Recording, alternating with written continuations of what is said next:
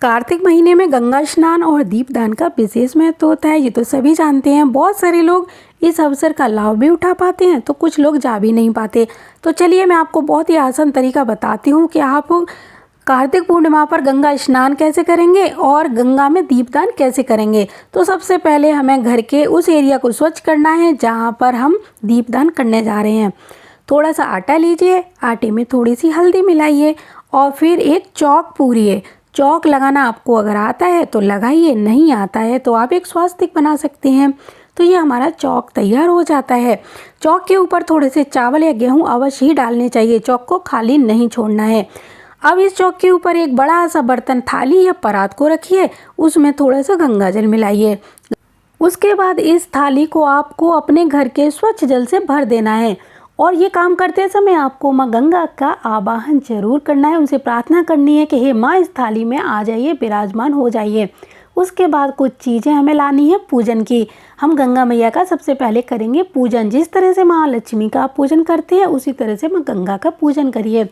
माँ गंगा में आप थोड़ी सी हल्दी अर्पित करिए, थोड़े से अक्षत हैं, कुमकुम है, तिल है, इस तरह एक एक चीज़ माता को अर्पित करते जाइए।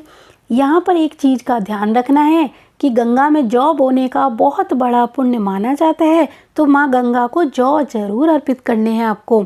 यहाँ पर जब पूजन की सारी सामग्री आप अर्पित कर लेंगी, पुष्प, अक्षत, जौ, तिल, ये सभी चीज़ें अर्पित करने के बाद क्षमा याचना जरूर मांगनी है। अब हमें करना है दीपदान। तो सबसे पहले हम दीपक को जलाएंगे और दीपक जलाने के बाद आप ये दीपदान करेंगे। तो सबसे पहले आपने जो घी के दीपक बनाने हैं ये ध्यान रखना है और माता की पहले आरती उतारनी है, उसके बाद ही इन दीपकों को जल में छोड़ते जाना है। एक चीज़ का ध्यान रखें, दीपक आप जो पत्तों के दोने होते हैं उनमें ही बनाइए, कागज़ के दोने मत लीजिएगा। जब हम गंगा के किनारे दीपदान करते हैं तो आटे के दीपों को बनाकर करते हैं या फिर जो दोने आते हैं पत्तों के उनसे दीपदान करते हैं। तो जैसे आप चाहें वैसे कर सकते हैं। दीपक बनाने के बाद पहले दीपकों का भी पूजन करना होगा आपको और घर का प्रत्येक सदस्य इस तरह से दीपदान करता है तो आपको वैसी ही अनुभूति होगी जैसे कि आप गंगा किनारे करते हैं। एक चीज़ का भी यहाँ पर ध्यान रखना है कि जो बर्तन है वो आपको बड़ा लेना है और जो दिए आप बनाएंगे वो घी के दिए बनाएंगे और घर के प्रत्येक सदस्य के हाथ से रखवाते हैं तो बहुत अच्छा रहेगा। संध्या के समय, गोधूली बेला के समय, प्रदोष काल के समय ये दीपदान करिए।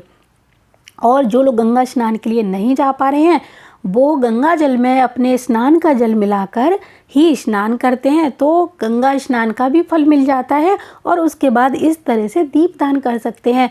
तो आप घर बैठे भी माँ गंगा को अपने घर पर बुला सकते हैं।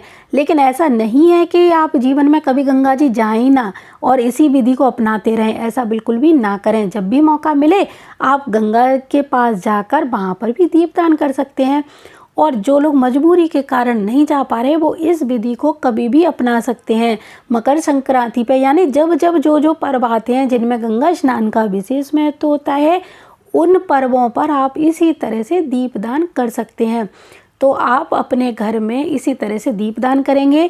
दीपदान पूर्ण होने के बाद में ये पत्ते आपको ज़मीन में दबा देने हैं और जो जल है हमारा उसको अच्छे किसी गमले में पेड़ों के नीचे डाल देना है। इस जल को, इसको इधर उधर नहीं फेंकना है। तो इस तरह से माँ गंगा हमारे घर में आ जाती हैं और इस तरह से हमारा जो दीपदान है वो पूर्ण कराती हैं। तो मुझे पूरी उम्मीद है ये जानकारी आपको अच्छी लगी होगी।